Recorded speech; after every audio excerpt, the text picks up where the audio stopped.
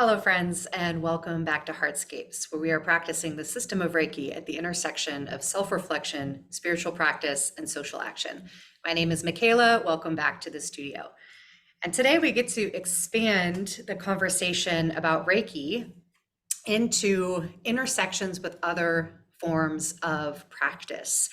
This is part of our series Crossroads and Connections, where I get to have conversations with folks who I deeply admire, whose work has touched me in some way, often practitioners that have been of service to me or have been colleagues with me, and where we found points of commonality between the work that they do in the world and the work that I do in the world, whether that's commonalities between our modalities, aspects of Reiki and aspects of their work that are very similar, similarities in our particular life path into the vocation that we've chosen, or other interesting little bits of connection.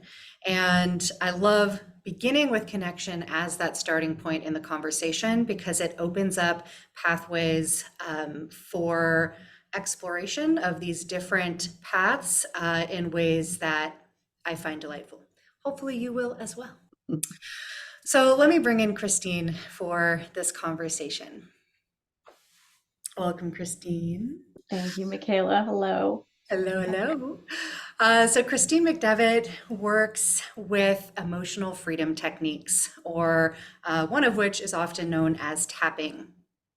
She has a background in occupational therapy, has spent time working in the medical field, and then at a certain point branched out into her own business to focus primarily on emotional freedom techniques. And EFT is a practice that I have worked with personally for my own processes. It's one that I find incredibly effective. It's one of my go-to practices for kind of triaging a situation that comes up or kind of tending to a long-term challenge. I love it. I use it for my own practice, but I've never done training in the technique. And so I love talking with folks who have gone deeper with this practice, who have taken it into different directions, and from whom I can learn a little bit more about this practice. So Christine, welcome.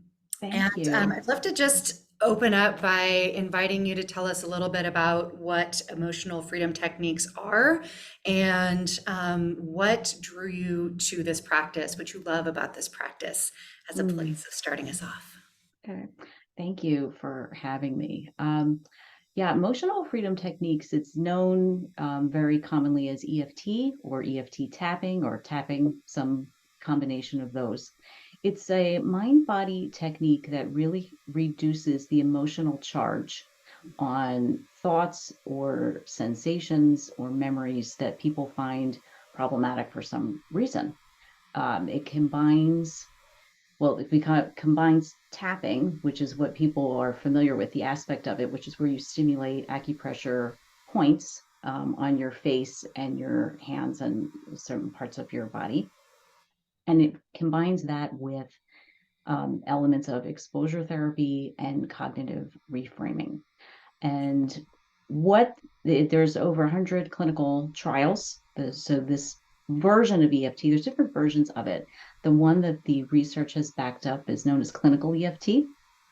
And, people think that like tapping the points is the only thing that makes it clinical EFT. And that's actually not the case. So, there's, 48 pretty distinct techniques that you learn when you are trained in the method that's been verified by the research. So it's just kind of good to know if you're looking at YouTube videos or things along those lines. There's other forms out there, and some of them may have studies backed up, but the one that has the greatest amount of evidence behind it is this particular form, which is called clinical EFT. It's, I came across it by accident, quite frankly. I at the time was working in occupational therapy. I was doing home health care in Philadelphia. And I came across something, I think it was a continuing education flyer that it was random. And it was, I had never heard of EFT before. I didn't know what it was. But something just kind of was like, oh, you should you should go see this. And it happened, it was like coming up like within the next week in the city. It was, I was available, and it just kind of felt, I was just able to go. So something told me to go. And we're going back now probably about um, maybe about 15 years, close to 15 years. Like it was a long time when I was first, kind of introduced to it. And it was a course given. It was by two psychotherapists, who one of whom I think had been, using the method for a long time. And it was kind of weird. Like I didn't know what I was getting into. Like I didn't know that there's this, like I had no idea. And so, yeah, my first exposure was this. This is a little weird. I don't know if I would have come had I known this is what we were doing. We're But tricked into it by it was the weird. It was universe. so, and I'm in a room full of like, social workers and psychotherapists. Like, it was not a woo setting. Like it wasn't anything of that nature. It wasn't anything like that at all. So they're presenting, and they're talking about the research and what they had at the time. Okay, so remember, we're going back 15 years. And the research really was just starting to come out at that point, and they did not have very much. They had done some work in like humanitarian crisis areas, and had shown that it really was very effective at helping with anxiety levels and dealing with trauma in places where they didn't have, a lot of time to work with people, right? So they were trying to make the biggest impact in the shortest amount of time, and the data that they had collected was really promising. They didn't know really how it worked. There wasn't a lot of that going on. It was a lot of anecdotal. Look, we're using this with, we're seeing this works with phobias, we're seeing this works with anxiety, and isn't this interesting? Which is all great, which is all helpful. But healthcare, as professionals are very much taught that you follow the evidence, right? Evidence-based is like this is the standard, and that's fair, and it should be. So at the time, there was a certification program offered that this particular organization was offering, and I didn't feel there was enough evidence for me to say, let me pursue this a little further. Like, so what they taught you in that, workshop, what, that was, I think it was a day or 2 days, was enough for you to be able to use it to, to a certain extent, like, you could use it on yourself or, people you were working with, but it really was not the in depth, any sort of in depth, like the certification really involved, really extensive study and mentoring as well. So I opted at that time. I just didn't feel that the evidence was there for me to justify going down that road. But I did, I kind of like was keeping my finger on the pulse because I could see that this had some potential, to really bring some benefit to people, if they found that the research was actually going to support what the early stuff was showing. So, fast forward to, 2019, and over that period of time, the amount of research really was starting to ramp up, and they were having more and more studies. And I was at a point in my career where I was really burnt out with, conventional healthcare as it was. And I was seeing, and had seen for a long time in the different settings that I had worked in, that there was always I personally, I am fascinated by healing and how people heal, why some people heal really easily and other people don't. Like I just find that fascinating on many levels.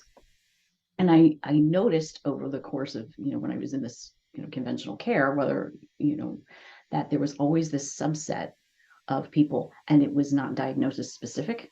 It was not, it had nothing to do with their age or their socioeconomic status, because I worked in kind of like basically the two polar opposites of America. Like some of the people that I worked with when I did home health were in the wealthiest neighborhoods, like super rich, and others were, super poor, like really the inner city. So I really did see the gamut.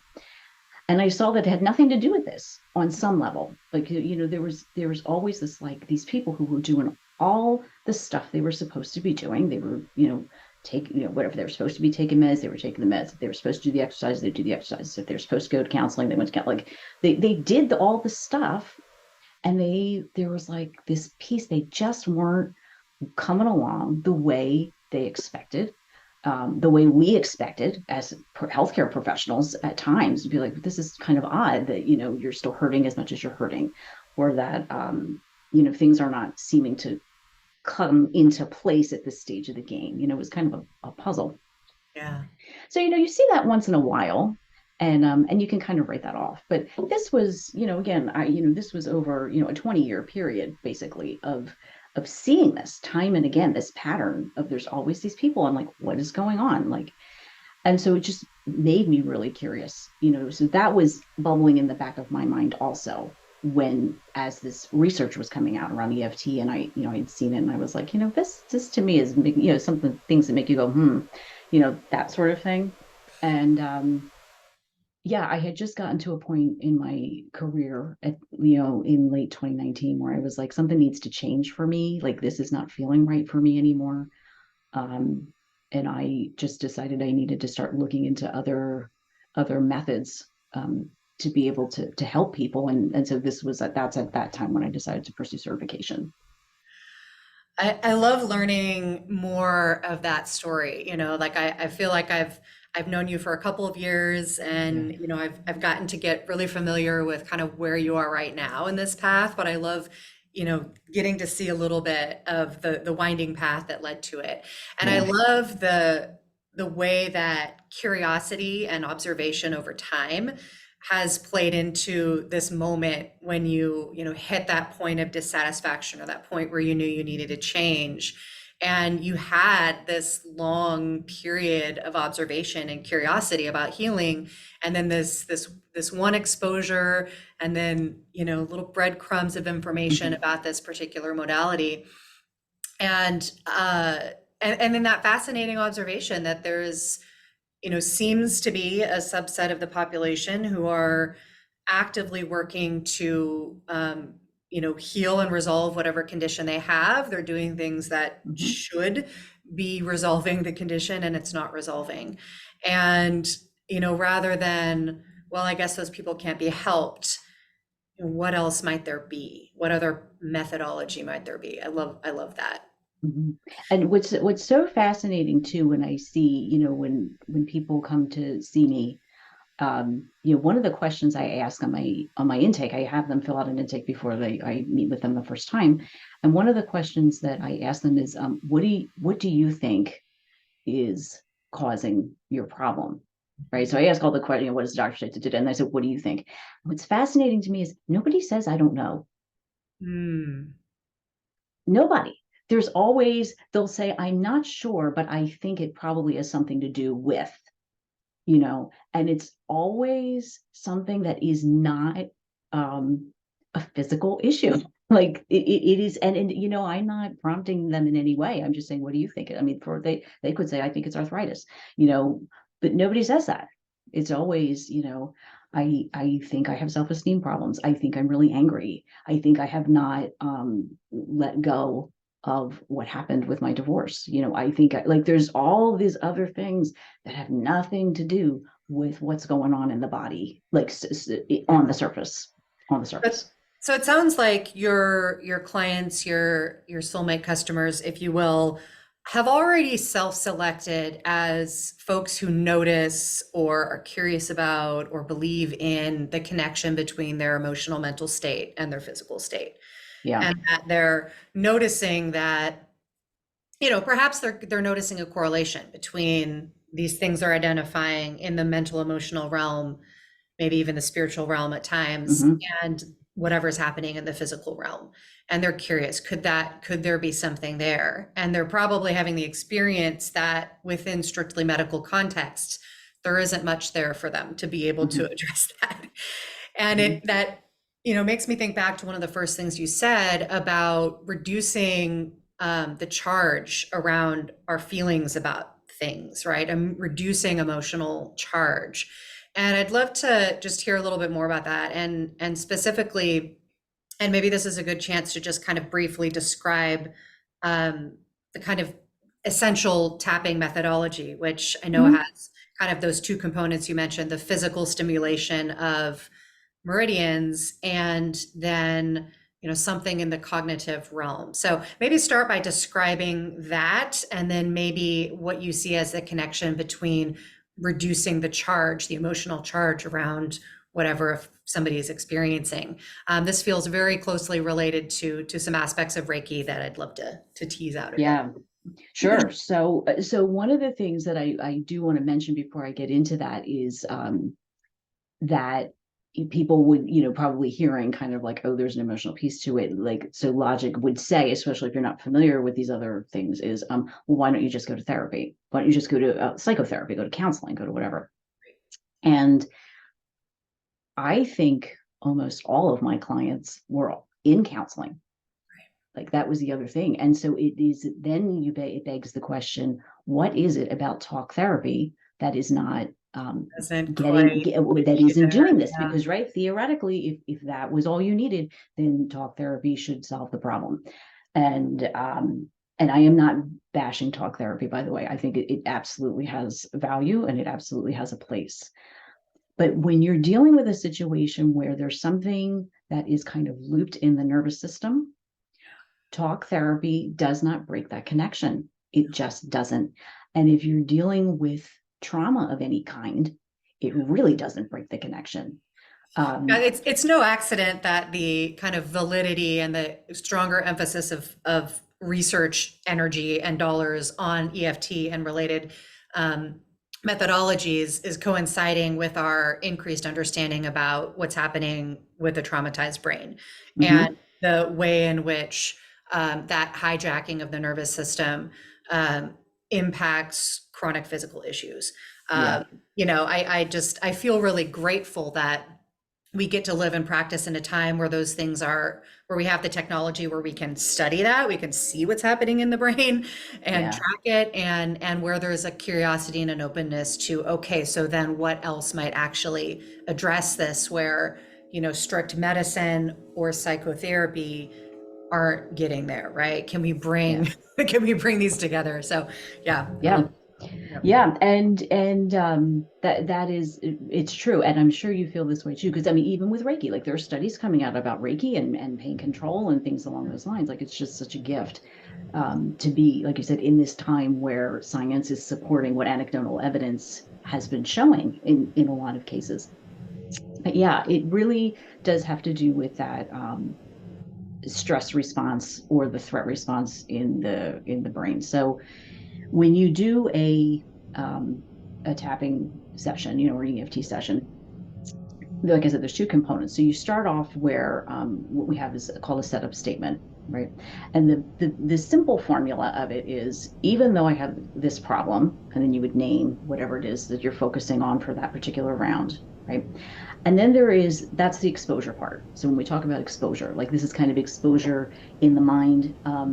Depending on what you're doing, you may have a physical thing that you're looking at or dealing with that you could do exposure with. It just kind of depends on the situation and what's going on. So it's, even though I have, whatever this problem is. And then the second part of that is what they call a reframe, a cognitive reframe. I like to think of it as a counterbalance. Okay. So you've got this like problematic thing that does not feel good to you over here. And then we want to kind of balance out the seesaw so that we're not just kind of all, upset and causing more stress hormones to be put into our system. So, the typical thing that you will hear, especially if you're using, there is an app out there or, YouTube videos or whatever. The typical thing that you will hear is, so it's, even though I have this problem, I accept myself.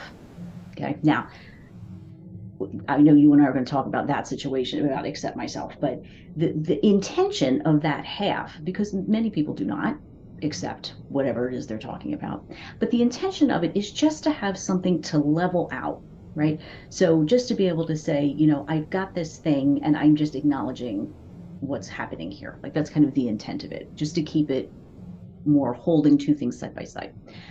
That piece in and of itself is not enough to cause changes in the brain. And that is what the research is showing, is that it is actually the stimulation of those acupressure points while you're doing this other piece, this cognitive work. They're showing that the tapping is actually a key component for this other cognitive piece to work well. So when you do the stimulation of these acupuncture points, it sends a calming signal to a part of your brain called the amygdala, which many people are familiar with the amygdala. It's kind of like the brain's alarm center. When it detects that there is a threat, that something's going on, it will start off this whole cascade of biochemical reactions, which makes you feel whatever way stress feels to you in your body, whether it's tension or you start to feel crazy in your head, however that shows up for different people. So while you're sending this signal to the amygdala, which is basically saying, because the brain can't tell the difference between something that's happening in present time and something that happened 25, 50 years ago, whatever the time difference is, it can't tell. So it is thinking there is a problem, even though nothing is actually happening. When you stimulate these acupuncture points and you're sending this signal to the brain, it's coming from the body up there, and it's basically knocking on the door. It's the body knocking on the door of the brain and saying, hi, I know you think there's a problem out here because you sounded the alarm. I just need you to know there's actually nothing happening and you can turn the alarm off. Right? That's in essence what is happening when you're holding this in your mind and stimulating these points. Yeah. That then is new information for the brain, and it gives it an opportunity then, because again, it's linked these two things together. It's linked to whatever you have held in your mind with this upset and this threat. That gives the brain the opportunity to be like, oh, wait a minute, let me update the database. And that's where the scans are starting to show changes in connectivity patterns in the brain. Yeah. So that's kind of how that works. Now, the one, again, misperception is that once you do it once, like yay, like everything's gone and it's fabulous and it's good to go. Not necessarily, because you really need to look at what we call the aspects of this thing that you have in your mind. Okay, so if it's, for example, like a memory, right, and you focus only on the memory as a whole, that may not be sufficient to unlink the charge, because your brain may have associated negative emotional charge to different pieces of that memory. And if you don't go in and kind of pull all those plugs, you run the risk of there still being some charge there and some problem. Yeah, and I love that description of the rewriting of the brain, and that has to happen at these different levels. I often, the way that I kind of conceptualize it is that we're working through different layers of something. That we start with whatever the layer is that's at the surface that we can most easily detect. That might be physical pain, or it might be anger, or it might be grief, or it might be some nervous tick, or whatever the thing is that's most observable. And once we soften that, and once our system kind of lets down the emergency response around that thing, then we can observe what the next layer is, and we can work through that layer, or maybe that other aspect, right, that's maybe been over here. And I think about I was invited to kind of teach some basic tapping to a group of folks who do kind of lay counseling at a church that I'm associated with. And one of the women kindly let me kind of work with her as a demonstration. And her mother-in-law had just passed away, like actually I think was actively passing away as we were doing this thing. And she was willing to kind of work with that, with the feelings that were coming up. And the thing that was at the top was like her desire, her part of her personality that like handles problems and takes care of business and like gets in there and does what needs to be done. So that part was all activated, and like I have to do all the things, right? We needed to calm that down, and kind of once that felt calm, then she could see the fear that was there, right? The fear of what will happen as I step into this situation and do all the things and handle the things. And then under that, was another layer. And like we worked down to the grief layer, which was where she wanted to get, because she's like, I'm not able to actually grieve if I'm dealing with all of these other things and I'm activated in all of these other ways.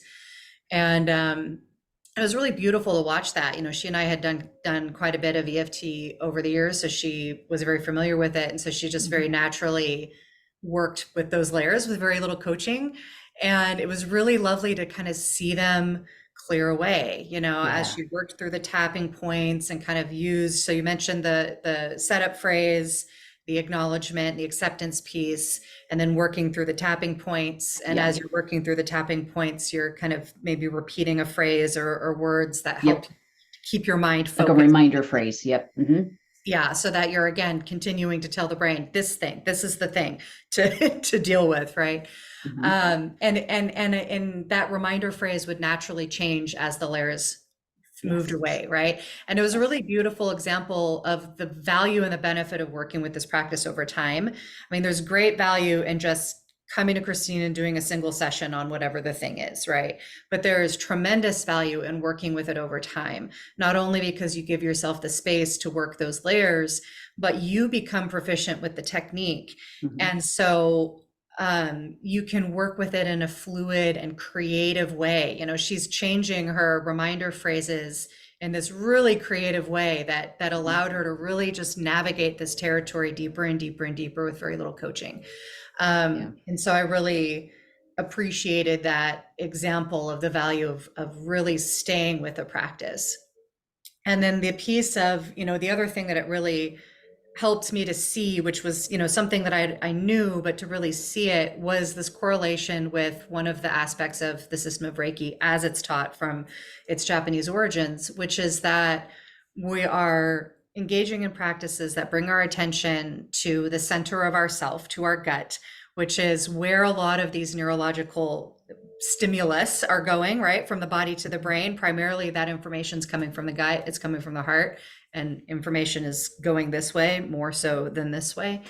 And so we're bringing our attention to that, physical center of our body, that neurological center of our body, that energetic center, and remembering that we have this kind of whole and true self there, and that there's all of these layers covering up the brightness of that whole self, and that those layers are our fears, our traumas, the distractions of our life, the limiting beliefs that we have, the projections of other people about who we should be, the pains that we experience in our body, our fears about those things, the things that we're worried about, the things we're angry about, the stuff we can't let go because we're still so angry about it, the places we haven't forgiven. All of these things are covering up that whole self that is connected and that is grounded and that is in acceptance of what is. And so the practices inside of the system then allow us to gently move those layers out of the way, to gently move them away so that we're in greater contact, we're in greater remembering of this wholeness.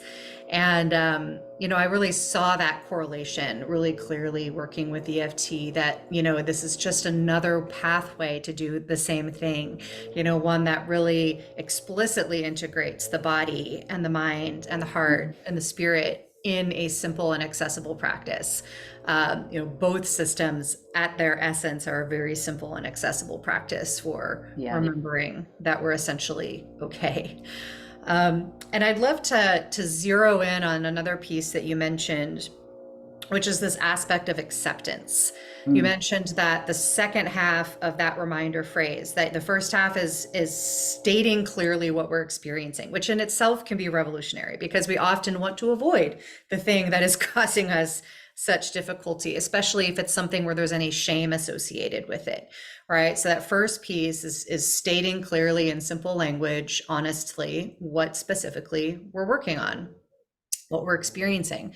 And then the other half is stating, even though this is true, I accept myself. Or I have often said, I love and accept myself, right? Deeply love and accept myself, depending on how grandiose you want to common make that. ones, Right, but the acceptance piece being so important, and that, one of the first critiques or pushbacks when I was kind of working with EFT with somebody was that this is almost like the opposite of what we learn about like positive affirmations, right? Where the Right. point is to state the positive thing that we want to be true that maybe isn't true or isn't fully true. And we focus our attention on that positive thing instead of the negative thing we're experiencing.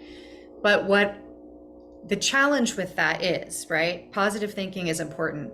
But if we're exclusively focusing on the positive and we're not giving any space to what we're actually experiencing in real time, in the moment, we're just covering it up. We're just putting more layers over it, right? We're Yeah. just burying it even more deeply and focusing our attention here. And so it's to say, before we focus our attention on the positive, let's acknowledge what's true. Let's bring it into the light of day.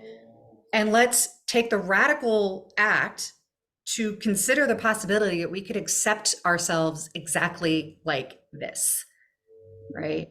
And it's counterintuitive, It right? is. It is. And And yet to, you so know, important. So yeah, say yes. more So about for that. anyone out there who is like, oh, this is getting a little woo-woo for me, like a little out there, like, okay, Oh, let's my just make it audience, a, you'll be fine. oh, Ooh, okay, that's fine. I was ooh. gonna say, because a really a more like a very practical example of this is you would never take a gaping wound that had debris in it and throw a bandage on it without cleaning it out.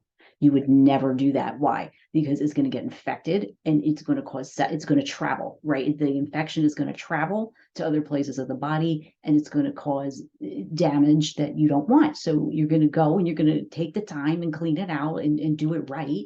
And then put the medication on, put the bandage on, and do what you need to do. So yeah, that whole thing about being negative, because I have had, and this, I feel like I need to bring this point up too, because there's a couple of things that are coming to me. One is that whole thing about spiritual bypassing, that where we just pretend things don't happen.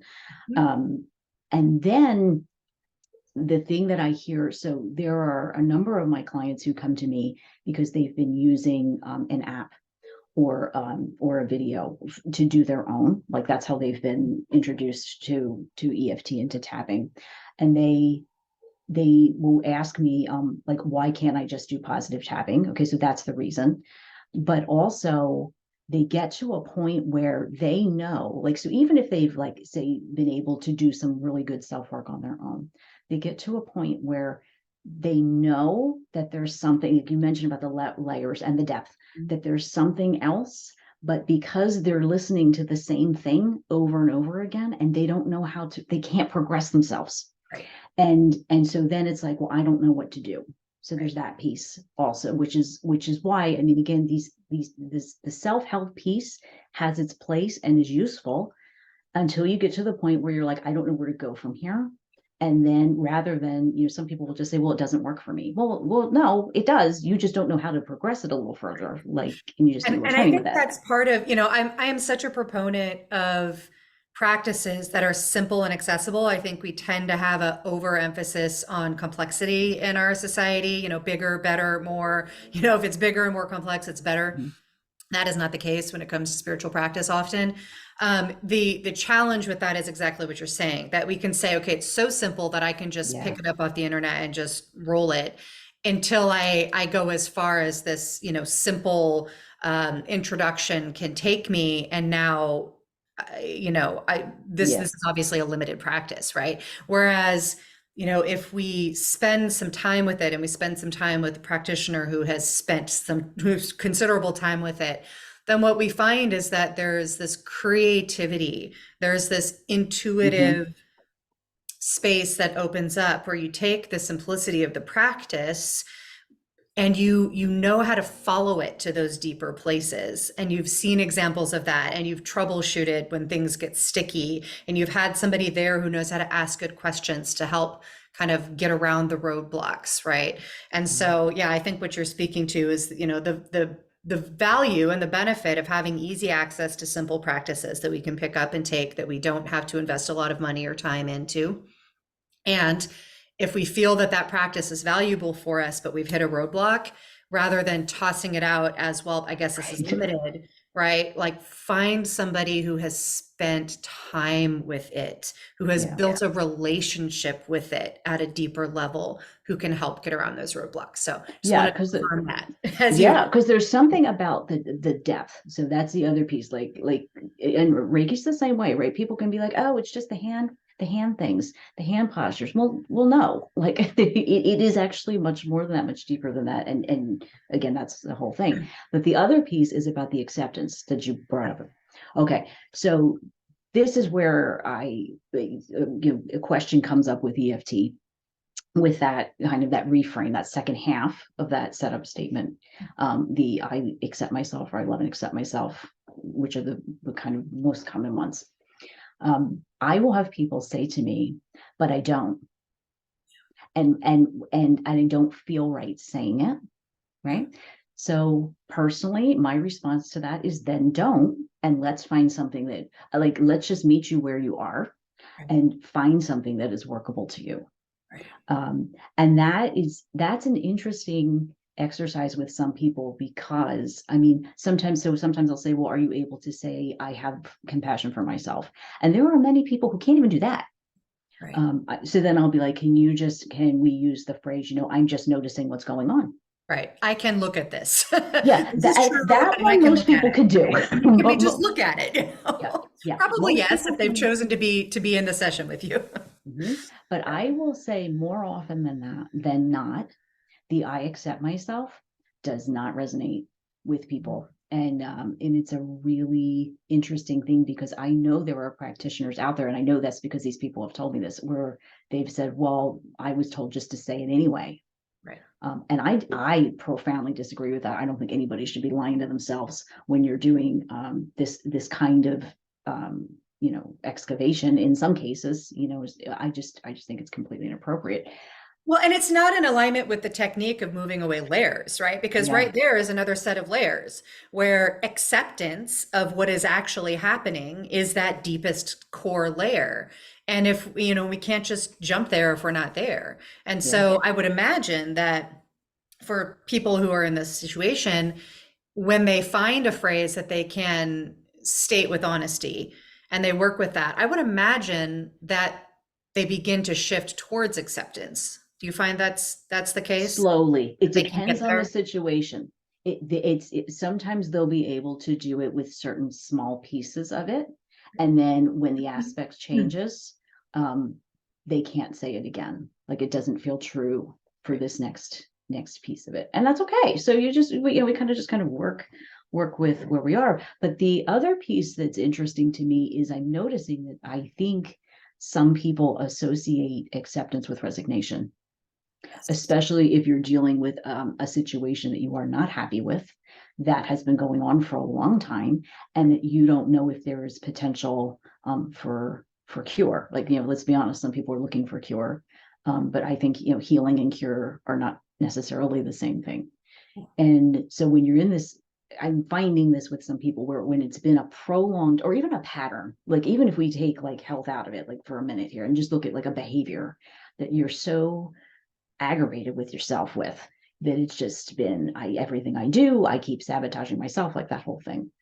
um that it's just, yeah, like they can't say I accept it, because to them it means I'm resigning myself to this is how it is for the rest of my life, and I'm not okay with that.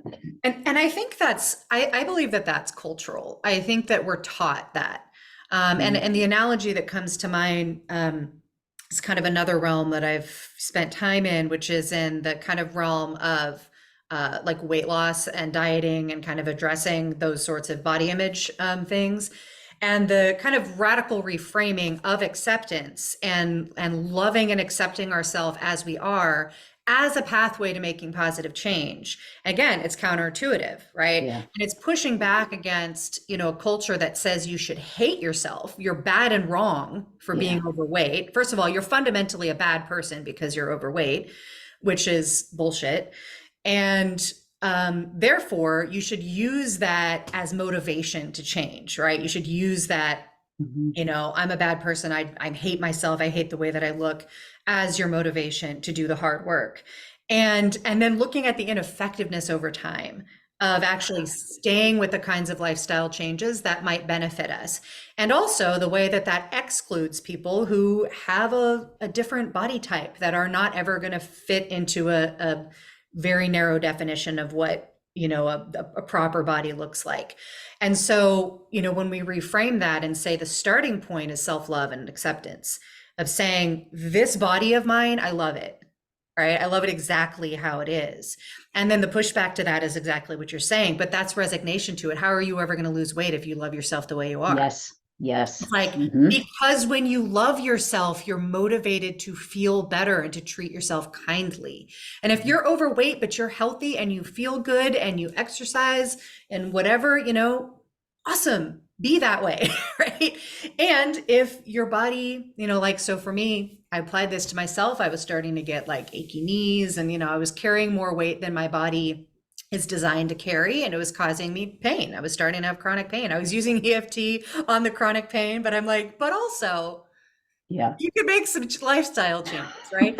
And so I was using the EFT to help, like, not only kind of reduce my attention on the pain, but also to work on this kind of self-love and acceptance piece. And what I found is exactly true with what I've, heard other people say, which is that when we come to a place of self-love and acceptance, we are much more able to sustain difficult lifestyle changes over time, and to not view those as punishment, to not view them as temporary, as like some kind of like crash that we're going to do, and to just simply be in a more loving relationship with ourselves. And so that acceptance piece is so critical. And I think you're absolutely, I totally agree with your perspective that we shouldn't force that. We shouldn't rush it. We should give space to work the layers of acceptance so that one can come to that point where they can, with authenticity say, even though I'm having chronic pain, I love myself and accept myself. Or even though I'm suffering from extreme anxiety, even though I was really shitty to my partner yesterday, I accept myself, right? And then from that place, okay, let's shift. Yeah, I love that piece. Yeah, it's the other thing too is like I think love is too far a jump for some people when it comes to themselves, right? So it's funny, like I that is not a phrase that I bring in often because I don't have many people who can latch onto it for themselves, which is fine. But you know what? Like then you have to kind of step back and say, well, okay, well, can you at least not be cruel? Like, right? Like, can we start somewhere? I can be kind to myself. Like, can we try that? Like, there's Right. got to be like a breadcrumb that you can allow yourself for us to start somewhere. Like, and that is it's really hard to watch. And it's interesting because when I reflect back, right, like when I was in conventional, like when I was doing only conventional care, and I think back of some of my, some, some, yeah, I'm sure in your practice too, like some people just stick out in your mind, like it can be like 10 years and you still remember them. Seeing evidence of that, that the average person would not really pick up on, but like just be like, wow, they were really hard on themselves, like, and they, it played out in a number of ways that was unfortunate. Yeah. Those sorts of things. Yeah.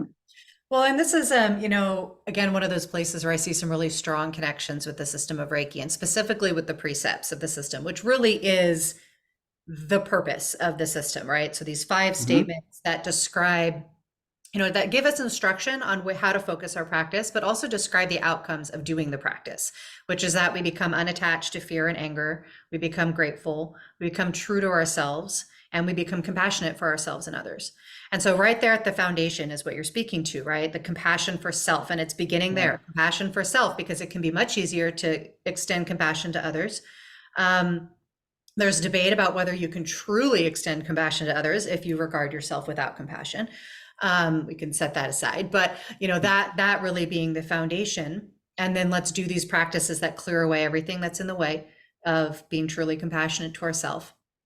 And then the first statements of being unattached to fear and anger, right? This is directly related to what you're talking about in terms of acceptance, is that when we are attached to our fear, right, we are gripping on, we're attached to the future because we're afraid of what might happen. If we're attached to our anger, we're gripping on to the past because we're angry about what's happened in the past. And rather than letting those emotions move through our system, give us information, which is what they're there to do, help us to know what to focus on, what choices to make, and then to move through our system so that they don't become another layer in the way of our true self in our belly, right? We let them move through the system, and we let compassion kind of hold in a wide open space, and gratitude hold a wide open space for that. When we can do that, then we are in acceptance of ourselves. We're in acceptance of what actually is in this moment. We're in acceptance of the present moment. We're not striving for it to be different in the future. We're not dwelling on the way that it's been in the past. We're just not attached to all of that. We're just observing what is true right now. And then we're making decisions based on that, right? So we're in acceptance of ourselves and what's true in the moment. Just for today, I am in acceptance of this moment. Even though I'm experiencing this thing, I accept myself. And then we're making decisions from that place of acceptance, that platform of love and acceptance, versus a platform of anger or fear. And so, well, and you can't make good decisions from that platform, because literally that part of not your at brain all. that's responsible for good decisions doesn't have adequate blood flow.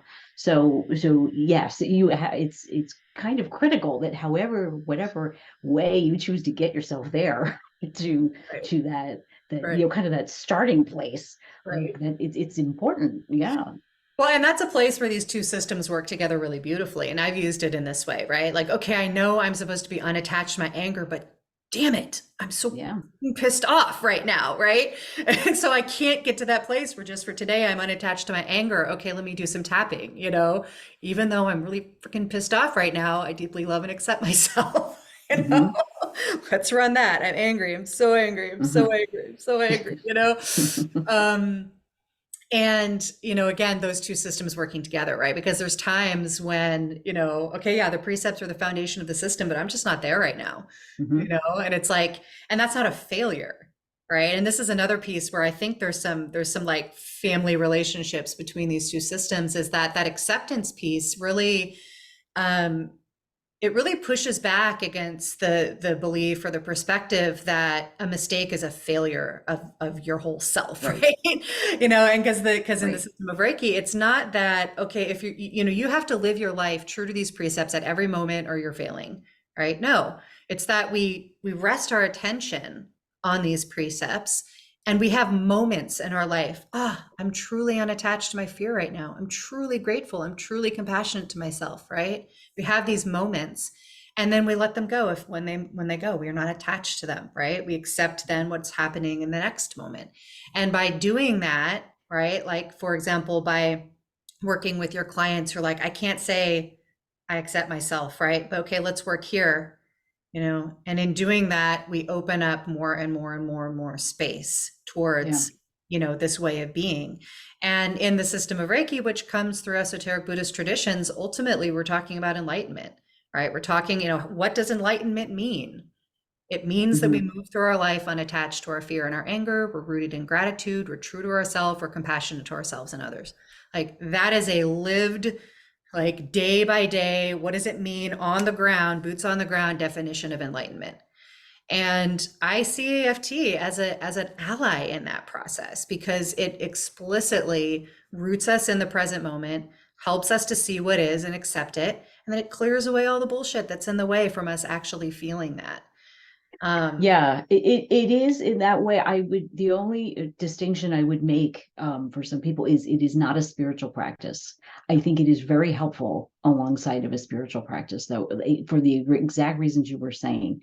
When you hit those places where I know I should feel this way and I don't, right, and I can't get past it, right, like then it's really useful, because right, then you're not pretending, Right. Because it's kind of like what I was mentioning before about this, some people who do this spiritual bypassing who are just going to like, oh, well, I'm not supposed to be, so I'm not, and I'm just going to say that I'm not upset. I'm not, everything's fabulous and it's great. And in the meantime, you're making yourself sick to your stomach because you're just like swallowing all this rage that you have. And it's, it's not helpful. But yeah, so EFT in and of itself is not a spiritual practice. Like there's no belief required. Right. You can have good results whether you believe in it, so to speak, or not. Right. But again, it is like you said, it's a nice complement to Reiki if, as a spiritual practice, or really any other of the traditional spiritual practices that have more of like monotheistic God. Like Right.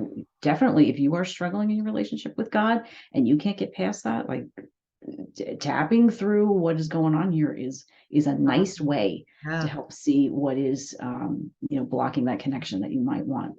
Well, and I feel like that's a really great place to rest is that, again, this series of conversations is about crossroads and connections. And it feels like, you just named this really beautiful crossroad between spiritual traditions Mhm. and physiological mind-body traditions um, that have this common shared goal of feeling more connected to our true self with loving regard and to living our life in a way that feels to us more whole, more well, more balanced, more grounded, and that we can take different paths to that, right? There's Yeah, spiritual paths, there's other paths, and that the important piece is where are we resting our attention, and from there, then we can allow that creativity, that intuitive process to guide us as far as what's gonna benefit us most from our perspective.